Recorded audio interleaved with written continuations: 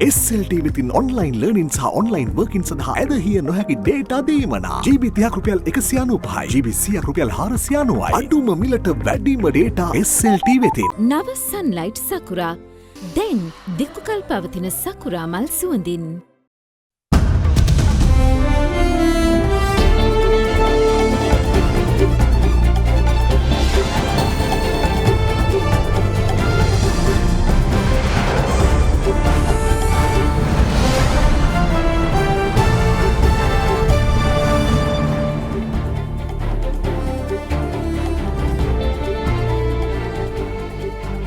අයිබෝන බෙක්වන්නේ අද දෙරන මධ්‍යහන ප්‍රධාන පුවත් විකාශය සමගින් ප්‍රථමයෙන් අප අවධානය යොමු කරන්නේ පුවත් ශීර්ෂ පාඨ වෙතයි.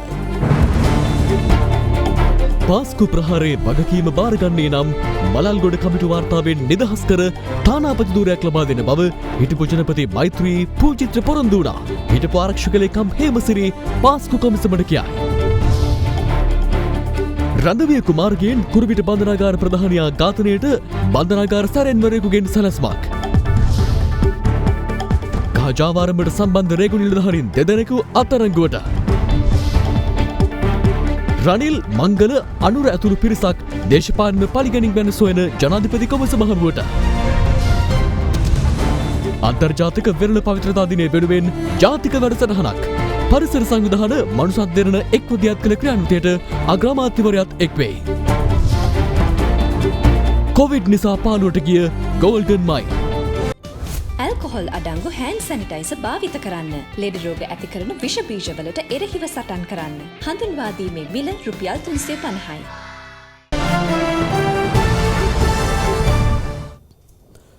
පාස්කු ප්‍රහාරයට පසු ඒ වළක්වා නොගැනීමේ වගකීම බාරගෙන පොලිස්පති දුරේ නිවත් වුවහොත් ප්‍රහාරය පිළිබඳව සෙවීමට මුළුබරට පත් කෙරුණු මලල්ගොඩ කමිටුවේ වාර්තාවද වෙනස් කොට විදේශ තානාපති දුරයක් ලබා දෙන බවට ඒවකට පොලිස්පති පූජිත් ජයසුන්දර මහතාට හිටපු ජනාධිපති මෛත්‍රීපාල සිරිසේන දැනුම් දී තිබූ බවට පාස්කු ජනාධිපති කොමිසමේදී ආందోලනාත්මක අනාවරණයක් සිදු කෙරුණා.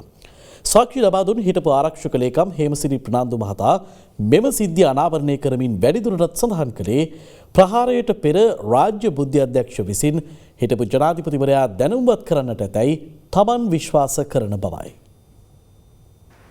පාස්කු ප්‍රහාරය සම්බන්ධයෙන් විමර්ශනය කෙරෙන ජනාධිපති කොමිසම හමුවේ තෙවැනි දිනටත් හිටපු ආරක්ෂක ලේකම් හේමසිරි ප්‍රනාන්දු මහතා ඊයේ සාක්ෂි ලබා දුන්නා. මෙහිදී රජය අතිරික සොලිසිටර් ජෙනරාල්වරිය සාක්ෂිකරුගෙන් ප්‍රශ්න කළේ රාජ්‍ය බුද්ධි සේවයෙන් ආරක්ෂක ලේකම් වෙත එවා තිබූ පාස්කු ප්‍රහාරය සම්බන්ධයෙන් වූ බුද්ධි තොරතුරු ඇතුළත් වාර්තා නිසි ලෙස පරිශීලනය කළේද යන්නයි. ඊට පිළිතුරු දෙමින් හේමසිරි ප්‍රනාන්දු මහතා දිගින් දිගටම පැවසුවේ තමන්ට රාජ්‍ය බුද්ධි සේවය ලබා දුන් සෑම වාර්තාවක්ම කිසිදු විශ්ලේෂණයකට භාජනය නොකොට හුදු තොරතුරු පමණක් කොළයකට සීමා කර එවා තිබූ බවයි. එමගින් ගත හැකි ක්‍රියාමාර්ගයක් නැතයි පැවසූ හේමසිරි ප්‍රනාන්දු මහතා වැඩිදුරටත් සඳහන් කළේ එවැනි තොරතුරු අවශ්‍ය වන්නේ ක්‍රියාත්මක මට්ටමේ සිටින පොලිසිය අපරාධ පරීක්ෂණ දෙපාර්තමේන්තුව සහ ත්‍රස්ත මර්ධන හා විමර්ශන කොට්ටාස් සිට නිසා තමන්ට විශ්ලේෂණය කළ තොරතුරු ලබා දීම සිදුවිය යුතුව තිබූ බවයි. ඔබ කියන විදිහට හරියාකාරව විශ්ලේෂණය කළ තොරතුරු රාජ්‍ය බුද්ධි සේවය නොදුන්නා නම් ඇයි ඒ ගැන ජනාධිපතිවරයා දැනුවත් නොකළේ? මට දිගින් දිගටම ලැබුණේ විශ්ලේෂණය නොකරපු වාර්තා වුණාට මං ඒ ගැන ජනාධිපති මෛත්‍රීපාල සිරිසේන මහතාට කියන්න ගියේ නැහැ. මොකද ඒ ගැන තේරුම් ගන්න හෝ තවත් තේරුම් කරලා දෙන්න තරම් ශක්තියක් තිබුණේ නැහැ. ඔබ හිටපු ජනාධිපතිවරයාව අවතක්සේරු කරනවද? අවතක්සේරුවක් නෙවෙයි ස්වාමීනි. පැහැදිලි කරන්නම් මං. එක්තරා රැස්වීමකදී මං කරපු ආන්දෝලනයට තුඩු දුන් ප්‍රකාශයක් ගැන වටේ හිටපු අය ඇවිත් ජනාධිපතිට බොරු කියලා තිබුණා. ඊට පස්සේ විශ්වාසයක් නැහැ කියලා මා එක්ක ඍජු සම්බන්ධතාවක් නැහැ. පවුලේ අය කිව්වා ඉල්ලා අස්වෙන්න කියලා. ඒ නිසා මම ඉල්ලා අස්වෙන්න හිටියේ. නමුත් ඊට කලින් පාස්කු ඉරිදා මේ අවාසනාවන්ත සිද්ධිය වුණා. ස්වාමීනි, රේකීය ඇමති හා ලේකම් අතර සුහදතාව නැත්නම් වැඩ කරන්න බෑ. ඔය දෙගිඩියාව එහෙමනම් පාස්කු ප්‍රහාරයේ එල්ලවන තුරුම පැවතුනාද? ඒකද හේතුනේ මේ ආරක්ෂක කටයුතු මගහැරෙන්න? අතිශයින් දැඩිව පැවතුනා. දවසින් දවස එක වැඩි වුණා මිස අඩු වුණේ නැහැ. නමුත් ආරක්ෂාව සම්බන්ධයෙන් ගැටලුවක් කරගත්තේ නෑ මම. මම ලේකම් ලෙස ගොඩක් වැදගත් තීරණ රසක් ගත්තා. ඒත් ඒ හැම වෙලාවෙම මට කෑ ගහලා ජනාධිපති ඒවා වෙනස් කළා. ලේකම්වරයෙකු ලෙස මට ඒ වගේ සිද්ධීන් 25කට 30කට වගේ මුහුණ දෙන්න වුණා. එවිට කොමිසම හේමසිරි ප්‍රනාන්දු මහතාගෙන් විමසා සිටියේ මේ තනතුර ඔබ කැමැත්තෙන් නේද ඉල්ලා ගත්තේ? මම දන්නේ නෑ සමහර රෝගාබාධ මිනිස්සුන්ට එනවන්නේ එක වෙන්න ඇති දැඩි කැමැත්ත. මෙහිදී රජයේ අතිරේක සොලිසිටර් ජෙනරාල්වරයා සාක්ෂිකරුගෙන් විමසා සිටියේ ප්‍රහාරය සම්බන්ධයෙන් වූ පූර්ව අනතුරු ඇඟවීම එවකට ජනාධිපතිවරයාට ලබා නොදුන්නේද යන්නයි. මට විශ්වාස කරන්න බෑ කොයිම අවස්ථාවකවත් නිලන්ත මේ කරන ජනාධිපතිවරයා දැනුවත් කළේ නෑ කියලා. එතරම් සුහදතාවක් ජනාධිපති හා නිලන්ත අතර තිබුණා. මීට බොහෝ පෙර අවස්ථාවල මට රාජ්‍ය බුද්ධි අධ්‍යක්ෂකෙන් එන වාර්තා මටත් කලින් ජනාධිපතිට දීලා තිබුණා නිලන්ත විසින්ම. කොහොමත් මෛත්‍රීපාල සිරිසේන මහතාමනේ නිලන්ත ජයවර්ධනව ගෙනල්ලා රාජ්‍ය බුද්ධි අධ්‍යක්ෂ තනතුරට පත් කළේ. ඔවුන් සුහදව හිටියා ඒ නිසා. මෙහිදී හේමසිරි ප්‍රනාන්දු මහතා ආන්දෝලනාත්මක හෙළිදරව්වක් සිදු කළා. පාස්කු ප්‍රහාරයට පසු අප්‍රේල් 24 වෙනිදා මම ගියා ජනාධිපති මෛත්‍රීපාල සිරිසේන මහතාව හමු වෙන්න. ඒ වෙනකොට ජනාධිපතිවරයා පූජිත් ජයසුන්දර මහතාට කියලා තිබුණා පූජිත් ඔයා මේක වගකීම බාර අරන් ඉල්ලාස් වෙන්න. මම මලල්ගොඩ කමිටුවේ වාර්තාව විනාශ කරවලා දෙන්නම්. ඔයා බය වෙන්න එපා. ඔයාට විශ්‍රාම වැටුප වරප්‍රසාද දීලා සුදුසු රටක තානාපතිකමක් දෙන්නම් කියලා. නමුත් පූජිත් ජයසුන්දර මහත්මයා මෛත්‍රීපාල සිරිසේන මහත්මයාගේ මේ යෝජනාවට එකඟ වෙලා තිබුණේ නැහැ. මං ගෙයින් එදා කිව්වෙත් එය එසේ නොකළ යුතුයි කියලා. මං ඒ ගැන වැඩි කතා කළේ නැහැ. මං ඇහුවා එතුමාගෙන් ඔබතුමා කියන විදිහට මේ ප්‍රහාරය ගැන දැනුම් දුන්නේ නැහැ කියන එකට වග කියන්න ඕනේ මමද නිලන්තද පූජිත්ද කියලා. මං ඊට පස්සේ කිව්වා නිලන්තනේ ඔබතුමාට ඉතා සමීපව කටයුතු කළේ කියලා. එතකොට කිසිම සද්දයක් නැතුව ජනාධිපතිවරයා නිහඬව බිම්බලා ගත්තා. මං එතනදී ආයෙත් කිව්වා ජනාධිපතිතුමා කවදාවත් ලේකම්වරයෙක්ට විනාඩි 10ක්වත් කතා කරන්න ඉඩ නොදී ඉන්න එපා. එහෙම වුණොත් මේ අමාත්‍යාංශය දුවන්න බෑ. මං ඉල්ලාස් වෙනවා. මගෙන් පස්සේ එන කෙනෙකුටවත් දවස්කට පැය භාගයක් හමු වෙලා සාකච්ඡා කරන්න ඉඩ දෙන්න කියලා. ඔබ ජාතිය අමතා කළ ප්‍රකාශය නිසා මට ආත්මගරුත්වය තියාගෙන ඉන්න බෑ. මම ඉල්ලාස් වෙනවා. එහෙම කියලා ආචාර කරලා ඇවිත් මම ඉල්ලාස් වීම දැනුම් දුන්නා. ඔබට අප්‍රේල් 20 වෙනිදා රෑ නිලන්ත ජයවර්ධන මහත්මයා දැනුම් දුන්නද ප්‍රහාරය ගැන? ඔව් මට නිලන්ත WhatsApp කරලා තිබුණ පණිවිඩයක්. ඒකේ තිබුණා ඉදිරි පැය 24 තුල ප්‍රහාරයක් වෙන්න පුළුවන් කියලා. ඒ වෙලාවේ මම නිලන්තට කිව්වා පොලිස්පති සමග සාකච්ඡා කරන්න කියලා. මාත් පොලිස්පතිට ඇමතුමක් ගත්තා උපදෙස් දෙන්න. ඒ වෙනකොටත් ඔහු නියෝජ්‍ය පොලිස්පතිවරුන්ට දැනුම් දෙන ගමන් ඉන්න කියලා මට කිව්වා. ඔබ ඇයි එම තොරතුර ගැන අග්‍රාමාත්‍ය රනිල් වික්‍රමසිංහ හෝ රාජ්‍ය ආරක්ෂක අමාත්‍ය රුවන් විජේවර්ධන යන මහත්වරුන්ට නොකිව්වේ? අපිට ඒ දෙන්න එක්ක කතා කරන්න තහනම් කරලා තිබුණේ මෛත්‍රීපාල සිරිසේන මහත්මයා. ඒ දෙන්න ඉන්න සාකච්ඡාවකටවත් යන්න එපා කියලායි තිබුණේ. හේමසිරි ප්‍රනාන්දු මහත්මයා ඔබ ප්‍රහාරයෙන් පස්සේ මාධ්‍යයට කියලා තිබුණා ගහනව කියලා දැනගෙන හිටියා. ඒත් මෙච්චර ගහයි කියලා හිතුවේ නෑ කියලා. ඒ ගැන පැහැදිලි කරන්න. මං ඒ වෙනකොට පැය 48ක් විතර නිදි වරලා බොහොම තෙහෙට්ටු වෙලා හිටියේ. මොනවා කිව්වද කියලා මට මතක නැහැ ඒ වෙලාවේ විදේශ මාධ්‍යවේදීන්ට. මෙහිදී අද දෙරණ ඔස්සේ විකාශය කළ හේමසිරි ප්‍රනාන්දු මහතා කොච්චිකඩේ දේවස්ථානයේ අසලදී විදේශ මාධ්‍යයකට ලබා දී තිබූ ප්‍රකාශය ජනාධිපති කොමිසම හමුවේ යලි පෙන්වීමට සැලැස්සුවා. Why weren't the churches protected if you had a warning? How many churches to be protected? But we informed that we never expected an attack of this magnitude. But you had warnings about a suicide bomber. Not to this extent. It's a isolated, maybe one or two attacks here and there and various things. We never expected it to be so big. Hemasiri මහත්මයා ඔබ ඔය කියන පැය 48ක තෙහෙට්ටුවක් නම් අපිට පෙනුනේ නෑ මෙතන. ඔබ හරි ජවයෙන් සහ ෆ්‍රෙෂ් උත්තරනේ දුන්නේ. මට ෆ්‍රෙෂ් එකක් ආවා අහපු ප්‍රශ්න වලට කේන්ති ගිය නිසා.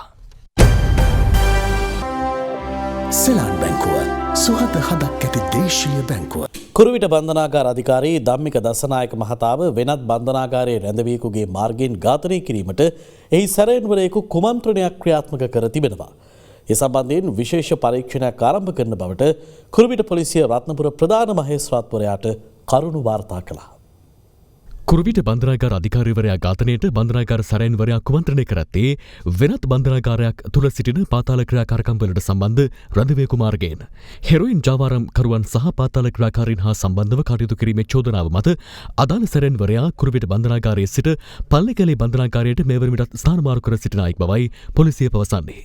අදාළ සැරයන්වරයා කුරුවිට බන්ධනාගාරයේ සේවයේ නිරතව සිටි අවස්ථාවේ අභ්‍යන්තර සේවාවලින් ඉවත් කර එලිමාන් රාජකාරියට යෙදවීම සහ ඔහු විසින් බන්ධනාගාරය තුළ සිදු කරන ලද විවිධ විෂමාචාර සිද්ධීන් වැළැක්වීම හේතුවෙන් බන්ධනාගාර අධිකාරීවරයා සමග උරණ වී මෙම ඝාතන සැලසුම් කර ඇති බවට කරුණු හෙළි වී ඇතැයි පොලිසිය අධිකරණය හමුවේ සඳහන් කළා. මෙවර විට කොළඹ රිමාන්ඩ් බන්ධනාගාරයේ රඳවා සිටින හෙරොයින් මත්ද්‍රව්‍ය ජාවාරම් කරුවෙකු සහ පාතාල ක්‍රියාකාරකයෙකු වන තිලංග රෝහිත රාමනායක ඩොහොත් රාමනායක සූදානම් ඇත්තා යොදා ගනිමින් සැකකාර සැරයන්වරයා මෙම ඝාතන කුමන්ත්‍රණයේ මෙහෙයවා ඇති බවයි කුරුවිට පොලිසිය අධිකරණයට දන්වා සිටියේ. රාමනායක සුද්දා නමැති පාතාල නායකයාගේ ගෝලයන් දෙදෙනෙකු වන සම්පත් සහ දිනේෂ් නමැති පුද්ගලින් නිදාගෙන මෙම ඝාතනය සැලසුම් කර ඇති බවයි පොලිසිය අධිකරණයට ඉදිරිපත් කළ බී වාර්තාවේ සඳහන් වන්නේ. ඒ අනුව මේ වන විට කුරුවිට බන්ධනාගාරයේ අඳවා සිටින රාමනායක සුද්දා නමැත්තාගෙන් කුරුවිට පොලිසිය ඊයේ ප්‍රකාශයක් සටහන් කරගෙන තිබෙනවා. මේ අතර මෙම සිද්ධිය පිළිබඳව විමර්ශනයක් සිදු කර දින 3ක් ඇතුළත කරුණු වාර්තා කිරීමට බන්ධනාගාර ජ්‍යෙෂ්ඨ අධිකාරිවරයෙක් පත් කළ බව බන්ධනාගාර පරිපාලන කොමසාරිස් චන්දනේක නායක මහතා අද දෙරණ වෙත සඳහන් කළා. මේ අතර පානදුර කොට්ටාශ අපරාධ විමර්ශනයකකට ලැබුණු තොරතුරක් මත හෙරොයින් මිලිග්‍රෑම් 800ක් සමග කාන්තාවක් සහ ඇගේ ස්වාමි පුරුෂයා අත්අඩංගුවටගෙන තිබෙනවා. මෝස්තර නිරූපණ ශිල්පිනියක වශයෙන් සේවය කරන අදාළ කාන්තාව සහ ඇගේ සැමියා අධික ලෙස මත්ද්‍රව්‍ය වලට ඇබ්බැහි වී සිටින්නන් බවයි පොලිසිය පවසන්නේ. ඔවුන්ගෙන් කළ වැඩිදුර ප්‍රශ්න කිරීම්වලදී පානදුර නගරයට දෙහිවල සිට සංවිධානාත්මකව හෙරොයින් අලෙවි කරන පුද්ගලයන් දෙදෙනෙකු උපායදියුතුවක මාර්ගයෙන් අත්අඩංගුවටගෙන ඇති අතර ඔවුන් සන්තකයේ තිබී හෙරොයින් ග්‍රෑම් 5 මිලිග්‍රෑම් 400ක් ජංගම දුරකථන 6ක් සහ රුපියල් 5000ක මුදලක් පොලිස් භාරයටගෙන තිබෙනවා. මහා සංඝරත්නයේ උපදෙස් හා යෝජනා ක්‍රියාත්මක කිරීම පිළිබඳව බෞද්ධ උපදේශක සභාව ජනාධිපති ගෝඨාභය රාජපක්ෂ මහතාට ප්‍රසාදය පළ කර තිබෙනවා. එම උපදේශක සභාව සමග ඊයේ ජනාධිපති කාර්යාලයේ පැවති ප්‍රගති සමාලෝචන රැස්වීමේදී රජයේ ප්‍රතිපත්ති ක්‍රියාත්මක කිරීම සඳහා මහා සංඝරත්නයේ උපදෙස් හා අදහස් ලබා ගැනීම සඳහා අප්‍රේල් මාසයේ ස්ථාපනය කෙරුණු බෞද්ධ උපදේශක සභාව 6 වෙනි වරට ජනාධිපති කාර්යාලයේදී ඊයේ රැස් වුණා. එම උපදේශක සභාව විසින් මෙතෙක් කරනු ලැබූ යෝජනා ක්‍රියාත්මක කිරීමේ ප්‍රගති සමාලෝචනය සිදු කෙරුණු අතර ජනාධිපතිවරයා අනුගමනය කරන පිළිවෙත් යහපත් හා සාධාරණ සමාජයක් ගොඩනැගීමට ඉවහල් වන බව මහා සංඝරත්නය එහිදී විශ්වාසය පළ කර තිබෙනවා. පුරාවිද්‍යාත්මක වටිනාකමක් සහිත ඓතිහාසික ස්ථාන සුරැකීම, අඩුපාඩු ඉවත් කර පිරිවෙන් අධ්‍යාපනයේ උන්නතිය සැලසීම, විහාරස්ථාන ඉඩම් නිරවුල් කර පූජා ඔප්පු ලබා දීම, දහම් පාසල් අධ්‍යාපනය, ජාතික අධ්‍යාපන ප්‍රතිපත්තිය, පූර්ව ළමාවිය සංවර්ධනය, ජාතික ආරක්ෂාවට රජය ප්‍රමුඛත්වය ලබා දෙමින් ක්‍රියාත්මක වීම පිළිබඳවද මහා සංඝරත්නය ප්‍රසාදය පළ කළ බව ජනාධිපති මාධ්‍යාංශය සඳහන් කළා. එමෙන්ම මද්‍රව්‍ය මර්ධනය, පරිසර සංරක්ෂණය, ශාසනික කතිකාවකට පසුබිම සැකසීම, බෞද්ධ විශ්වවිද්‍යාල අධ්‍යාපන අමාත්‍යාංශය යටතට ගැනීම ඇතුළු යෝජනා පිළිබඳ රජයේ අවධානය යොමු කරමින් කටයුතු කිරීම පිළිබඳවද එහිදී ප්‍රසාදය පළ වී තිබෙනවා. පුරාවිද්‍යා ඉඩම්වල ස්ථාපිත විහාරස්ථාන පිළිබඳ දීර්ඝකාලීනව පැවති ගැටලු විසඳීම සඳහා පුරාවිද්‍යා පනතට සංශෝධන එක් කිරීමට ගත් තීරණය පිළිබඳව පාර්ශව රැසක් ප්‍රසාදය පළ කර ඇති බවද මෙහිදී මහා සංඝරත්නය විසින් පෙන්වා දුන්නා. බෞද්ධ උපදේශක සභාව සෑම මාසකම 3 වෙනි සතියේ සිකුරාදා රැස්වීමට නියමිතයි. නීති විරෝධීව මෙරටට ආනයනය කළ කහ කිලෝග්‍රෑම් 33000ක් නීති විරෝධී ආකාරයෙන් රේගුවෙන් බැහැර කිරීමේ සිද්ධිය සම්බන්ධයෙන් රේගු නිලධාරීන් දෙදෙනෙකු අත්අඩංගුවට ගෙන තිබෙනවා. අදාළ කහතොගය බහාලුම් 3ක අසුරා තිබියදී පසුගියදා පොලිසිය විසින් සොයාගනු ලැබුවා. කහ ආනයනයේ අත්හිටුවීමත් සමග නීති විරෝධී ආකාරයෙන් මෙරටට ගෙන වූ කහ කිලෝග්‍රෑම් 33000ක් පොලිසියට ලැබුණු තොරතුරක් මත බ්ලූ මැන්ඩල් ප්‍රදේශයේ වාහනාංගනයක කන්ටේනර් රථ 3ක සඟවා තිබියදී පසුගියදා 7 වෙනිදා පොලිසිය සිය භාරයට ගනු ලැබුවා. ඒ වටිනාකම රුපියල් කෝටි 11කට අධිකයි. ඩුබායිහි සිට මීට දින 4කට පෙර එම කහතොගේ ගෙන්වා ඇත්තේ වීදුරු ආනයනය කරන මුවාවෙන්. නීති විරෝධීව මෙරටට ආනයනය කළ එම කහ බහලුම් 3 රේගුවෙන් පිටකිරීමේ සිදුවීම සම්බන්ධයෙන් පොලිසිය අද රේගුවේ නිලධාරීන් දෙදෙනෙකු අත්අඩංගුවට ගනු ලැබුවා. සිද්ධිය සම්බන්ධයෙන් මීට පෙර ආනයනකරුවා ඇතුළු 10 දෙනෙකු අත්අඩංගුවට ගෙන තිබුණා. හිටපු අග්‍රාමාත්‍ය රනිල් වික්‍රමසිංහ, මංගල සමරවීර, අනුර කුමාර දිසානායක, එම්.ඒ. සුමන්තිරන් යන මහත්වරුන් ඇතුළු දේශපාලඥයින් පිරිසක් අද දේශපාලන පලිගැනීම් පිළිබඳ සෙවීමේ ජනාධිපති පරීක්ෂණ කොමිෂන් සභාව වෙත පැමිණියා. ඒ අද පෙරවරු 10ට කොමිසම හමුවේ පෙනී සිටින ලෙස කළ දැනුම් දීමකට අනුවයි. හිටපු අග්‍රාමාත්‍ය රනිල් වික්‍රමසිංහ මහතා අද පෙරවරු 10ට පමණ දේශපාලන පලිගැනීම් පිළිබඳ සෙවීමේ ජනාධිපති පරීක්ෂණ කොමිෂන් සභාව වෙත පැමිණියා. එමෙන්ම යහපාලන රජයේ පැවති දූෂණ විරෝධී කමිටුවේ සමාජිකයින් වන මංගල සමරවීර, පාටලි චම්පික රණවක, මලික් සමරවික්‍රම, අනුර කුමාර දිසානායක සහ එම්.ඒ. සුමන්තිරන් යන මහත්වරුන්ද අද පෙරවරුවේ ජනාධිපති කොමිසම හමුවේ පෙනී සිටියා.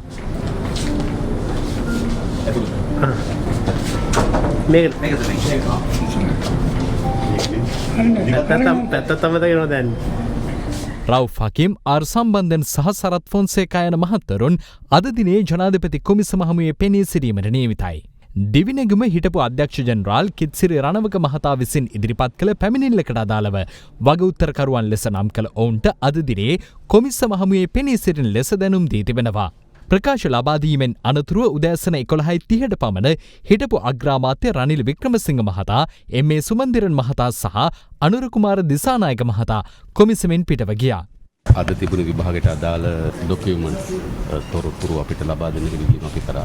අලුත් දිනයක අපිට ලබා දෙවි කියලා අපි හිතනවා. 2015 ආණ්ඩුව ආපු හැටියෙම අගමැතිතුමයි ජනාධිපතිතුමයි දැන් ඉන්න දෙන්නම ඔය වගේ කැඳෙවුවා මේ BMICH එකේ කොමිසම් වලට. දැන් ඔබතුමාලා එනවා. මොකක්ද මේ කියන්නේ දෙකම කාසිය දෙපැත්තද? කොමිෂන් නම් ගොඩක් දාලා තිනවා අපේ රටේ. මහජනයාගේ ධනය තවත් විනාශ කිරීමේ ආකාරයක් තමයි පසුගිය කොමිසම් සභාවලින් අපිට පෙන්වන්න කරලා තිබෙන්නේ. ඒ නිසා මේක එසේ නොවේවා කියලා ප්‍රාර්ථනා කරනවා. 20ට ඔබේ අදහස මොකක්ද? මේ සැරේ කැබිනට් මණ්ඩලය තීරණ අරගෙන තිබෙන්නේ නැවත පරණ 20ම ගේන බව. ඒ නිසා දැන් 20 කොයි 20ද කියන එක තීරුම් ගන්නත් බැරි තරමට අලකලංචයක් තමයි රටේ සිද්ධ වෙලා තිබෙන්නේ. මේ අතර රුසියාවේ හිටපු ශ්‍රී ලංකා තානාපති උදයංග වීරතුංග මහතාද දේශපාලන පරිගැනීම් පිළිබඳ සෙවීමේ ජනාධිපති කොමිසම හමුවේ පෙනී සිටීමට අද පෙරවරුවේ එහි පැමිණියා. නීත්‍යානුකූල ආකාරයෙන් ගෙන්වන ලද කන්ටේනර් රථයක් නීති විරෝධීව රේගුව තුළ රඳවා ගනිමින් නඩු පැවරීමෙන් තමන් දේශපාලන පරිගැනීමට ලක් වූ බව පවසා සිදු කළ පැමිණිල්ලකට අදාළව ප්‍රකාශයක් ලබා දීම සඳහා ඔහු කොමිසම හමුවේ පෙනී සිටින බව සඳහන්. ගොලිය කොවිඩ් ආසාදිතයින් ගණන මේ වන විට 3,06,80,000ක් මවා ගොස් ඇති අතර සමස්ත මරණ ගණන 9,55,000කට අධිකයි. මේ අතර ඊයේ දිනේ නව ආසාදිතයින් 5 දෙනෙකු හඳුනා ගැනීමත් සමග මෙරට ආසාදිතයින් ගණන 3,281ක් දක්වා ඉහළ ගොස් තිබෙනවා.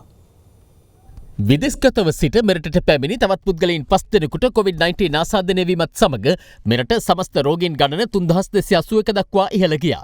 ඊයේ දින හඳුනාගත් ආසාදිතයින් අතරින් හොංකොං, ලයිබීරියාව, බහරේන් සහ ඕමාන් සිට පැමිණි සිව් දෙනෙකු සිටින අතර අනෙක් ආසාදිතයා ඉන්දියාවේ සිට පැමිණි ඉන්දියානු ජාතිකයෙක්. මේ වන විට වෛරස් ආසාදිතයින්ගෙන් 3060 දෙනෙකු පූර්ණ සුවය ලබා ඇති අතර තවදුරටත් රෝහල්ගතව ප්‍රතිකාර ලබන්නේ 208 දෙනෙකු පමණයි. ජාත්‍යන්තර වෙරළ පවිත්‍රතා දිනයට සමගාමීව මෙරට වෙරළ තීරයේ පිරිසිදු කිරීමේ වැඩසටහන ගල්කිස්ස වෙරළ තීරයේදී අද ආරම්භ වුණා. ඒ සමුද්‍රීය පරිසර ආරක්ෂණ අධිකාරිය මනුසත් දෙරණ සහ පරිසර සංවිධානවල එකමුතුවෙන් දියත්වන මෙම ක්‍රියාන්විතයට අග්‍රාමාත්‍ය මහින්ද රාජපක්ෂ මහතා දෙක් වුණා. ජාත්‍යන්තර වෙරළ පවිත්‍ර කිරීමේ දිනයට සමගාමීව සමුද්‍රීය පරිසර ආරක්ෂණ අධිකාරිය මෙරට වෙරළ පවිත්‍ර කිරීමේ සතියක් ප්‍රකාශයට පත් කළ අතර එහි සමාරම්භක වැඩසටහන අද පැවැතුනේ ගල්කිස්ස වෙරළ තීරයේදී. අග්‍රාමාත්‍ය මහින්ද රාජපක්ෂ මහතාගේ ප්‍රධානත්වයෙන් අද පෙරවරුවේ වෙරළ පවිත්‍ර කිරීමේ වැඩසටහන ආරම්භ වූ අතර ඊට පරිසර අමාත්‍ය මහින්ද අමරවීර සහ අමාත්‍ය ආචාර්ය නාලක කොඩහේව ඇතුළු මැති ඇමතිවරුන් මෙන්ම යුද හමුදාපති රුජිතන් ජනරාල් ශවේන්ද්‍ර සිල්වා මහතා ඇතුළු පිරිසක් එක්ව සිටියා.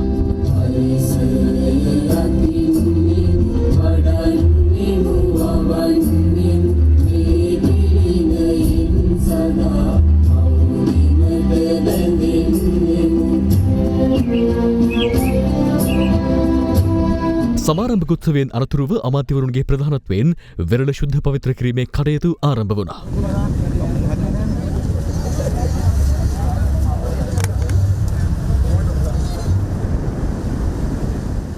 මේ වෙරළ තීරයත් ඒ වගේම අපේ අවට තියෙන සාගරයත් අයිති මේ රටේ මහජනතාවට. ඒක රැකගැනීමේ වගකීම තිබෙන්නේ මහජනතාවට. ඒ නිසා අද විශේෂයෙන්ම මේ වැඩසටහනේදී උත්සාහ කරනවා ජනතාව දැනුවත් කරන්න ඒ ජනතාවගේ තිබෙන අයිතිය ගැන, ජනතාවගේ තිබෙන වගකීම ගැන. සුන්දර ගල්කිස්ස වෙරළ පිරිසිදු කිරීමේ කටයුතු සඳහා පරිසර සංවිධානවලට අමතරව පාසල් සිසුවියන්ද එක්ව සිටියා. අද ඉඳලා තව සතියක් දක්වා ලංකාවේ තියෙන ස්ථාන 80කට වැඩි ප්‍රමාණයක වෙරළ කලා පිරිසිදු කිරීමේ වැඩසටහන ක්‍රියාත්මක වෙනවා. අපි හැමදාම කියන්නේ මේක එකතු වෙන කියලා. මේ සමරන්නේ අන්තර්ජාතික වෙරළ පිරිසිදු කිරීමේ දිනය.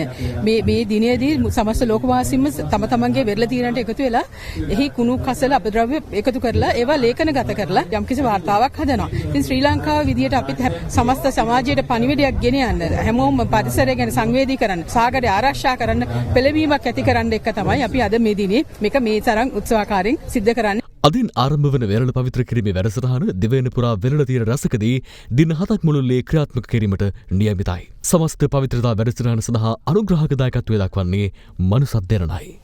මේ විදිහට සතියක් පුරාවටම ලංකාවේ සියලුම වෙරළ තීරයන් ඉලක්ක කරගෙන මේ දැවන්ත ක්‍රියාන්විතය සිද්ධ වෙනවා. අද දවසේදී ගල්කිස්සෙන් ආරම්භ වුණාට අපි සියලුම දෙනාට ආරාධනා කරනවා අද දවසේත් ඔබ ගල්කිස්ස ප්‍රදේශයේ ආශ්‍රිත කෙනෙක් නම් එන්න ගල්කිස්ස වෙරළ තීරයට අපිත් එක්ක එකතු වෙලා මේ විදිහට වෙරළ තීරය සුද්ධ පවිත්‍ර කරන්න. යවනේ සිහින සැබෑ කරන තාරකා පෙළහර දෙරණ ඩ්‍රීම් ස්ටාර් සීසන් 9 අවසාන මහා තරගය බහරගම තරුණ සේවා සභා ශ්‍රවණාගාරයේදී අද පස්වරුවේ පැවැත්වෙනවා. එහි සූදානම ගැන තොරතුරු දැන ගැනීම සඳහා අප දැන් සජීවීව සම්බන්ධ කරගන්නවා එහි රැඳී සිටින හසිත විජේවර්ධන. ඔබ කිව්වාගේ මම මේ මොහොතේ ඔබත් එක්ක සජීව සම්බන්ධ වෙන්නේ මහරගම යූත් සෙන්ටර් එකේ ඉඳන් යවනේ සේන සැබෑ කරන තාරකා පෙළහර දෙන ඩ්‍රීම් ස්ටාර් සීසන් 9 හි අවසන් මහා තරගය අද රාත්‍රියේ පැවැත්වීම සඳහා සියලු කටයුතු සූදානම් වෙමින් පවතින ඔබට පේනවා දැවැන්ත ප්‍රාසංගික අත්දැකීමක් ලබා දීම සඳහා සීනතරු මාවතේ ආපු සීසන් 1 ඉඳන් 8 වෙනකන් තරගකරුවන් වගේම මේ අවසන් මහා තරගයට සුසුකම් ලැබලා ඉන්න තරගකරුවන් සියලු දෙනාම පෙර පුහුණු වීම් වල නිරත වෙන ආකාරය වගේම නවීන තාක්ෂණින් පරිපූර්ණ දැවැන්ත වේදිකාවක් නිර්මාණය වෙලා තියෙනවා අලුත්ම ප්‍රාසංගික අත්දැකීමක් ඔබට ලබා දීමේ අරමුණෙන්. ඉතින් අවසන් තරගකරුවන් තිදෙනා වන නුවන්දිකා ගියන් ඒ වගේම ෆැලන් අද දවසේදී මේ අවසන් වේදිකාවේ තරග වදිනවා. විශේෂයෙන්ම ඔබේ SMS මනාපෙන් තමයි කවුද මේ සිහින තරුව බවට පත් වෙන්නේ කියන කාරණේ තෝරාපත් කරගන්නට තියෙන්නේ. තරගය ආරම්භ වූ සැනින් ඔබට හැකියාව දෙනවා ඔබේ SMS මනාපය ලබා දෙන්නට. ඉතින් ඒ වගේම ඔවුන් වෙනුවෙන් රියැලිටි ඉතිහාසයේ විශාලතම ත්‍යාගය මිලියන 20ක ත්‍යාග ජයග්‍රාහකයා වෙනුවෙන් ලබා දෙන්නටත් දෙරණ සූදානම්ව ඉන්නවා. COVID-19 වෛරස් අවදානම හමුවේ මෙරට ගුවන් තොටුපළ වසා දැමීමත් සමග සංචාරක කර්මාන්තයට එල්ලවුණේ දැඩි බලපෑමක්. සංචාරක කර්මාන්තයේ බිඳ වැටීම හමුවේ බේරුවල ගෝල්ඩන් මයිල් වෙරළ තීරයට අද අත්වැ තීරණව පිළිබඳව අද දෙරණ කළ සොයා බැලීමක් මේ. COVID-19 වෛරස ව්‍යාප්ති අවදානම හමුවේ මෙරට සංචාරක කර්මාන්තය බිඳ වැටීමත් සමග වෙනදා සංචාරකයන්ගෙන් පිරි ඉතිරී ගිය වෙරළ තීරයට අද අත්ව ඇති ඉරණමයි මේ.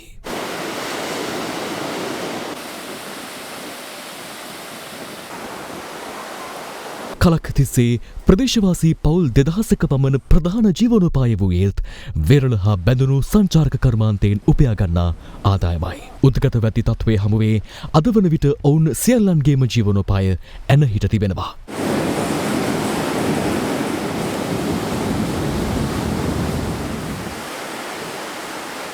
ඒ දවස්වල අපිට හොඳට මේ ගමේ කට්ටියට හොඳ සල්ලි තිබුණා. නමුත් මේ ව්‍යාසයෙන් පස්සේ අපිට කියන්න දෙයක් නැතුව අපි ජීවත් වෙන්නේ බොහොම අමාරුවෙන්. මොරගල්ල සංචාරක ව්‍යාපාරිකයන් රජයෙන් සිදු කරන්නේ එකම එක ඉල්ලීමක් පමණයි. කියන්නේ අපිට මේ ව්‍යාපාරය ගොඩනගා ගන්න නැවතත් අපි හැමෝටම උදව්වක් කරන්න කියලා. විදේශ සංචාරය නැතුණත් ලංකාවේ සංචාරකයන් ඉන්නවා ලංකාවේ මේ වෙරළ දකින්න. දේශීය සංචාරයෙන් එන්න පුළුවන් ක්‍රමයක් හදනවා නම් අපි වෙරළ ආරක්ෂා වෙනවා අපේ ගම ආරක්ෂා වෙනවා. තවත් දේශීය පුවත් කිහිපයක් දැන්. කොවිඩ් මර්ධන මෙහෙයුමේ ඉදිරිපෙළ වෛද්‍යවරයෙකුගේ සැබෑ අත්දැකීම් අලලා ලියවුණු ලොක්ඩවුන් සහ නිදහස නම් ග්‍රන්ථයේ එළිදැක්වීම පසුගියදා කොළඹදී සිදු කෙරුණා. මෙම කෘතිය රචනා කර ඇත්තේ වෛද්‍ය ධම්මික අධිකාරී වත්තගේ මහතා විසින්. හොරණ ඉංගිරිය ප්‍රධාන මාර්ගයේ ගුරුගොඩ ප්‍රදේශයේදී අද අලුයම රියදුරට නින්ද යාම හේතුවෙන් ලොරි රථයක් මාර්ගයේ නිවතට පැන විදුලි රැහන් කණුවක ගැටි අනතුරක් සිදු වුණා. කොටගල පතන මාර්ගයේදී පස්කන්දක් කඩා වැටීමෙන් ගොඩනැගිලි කිහිපයකට හානි සිදුව තිබෙනවා. අද දෙරණ මධ්‍යහන පාත් විකාශය නිමාවට පත් වෙනවා. ඔබට සුබ දවසක්.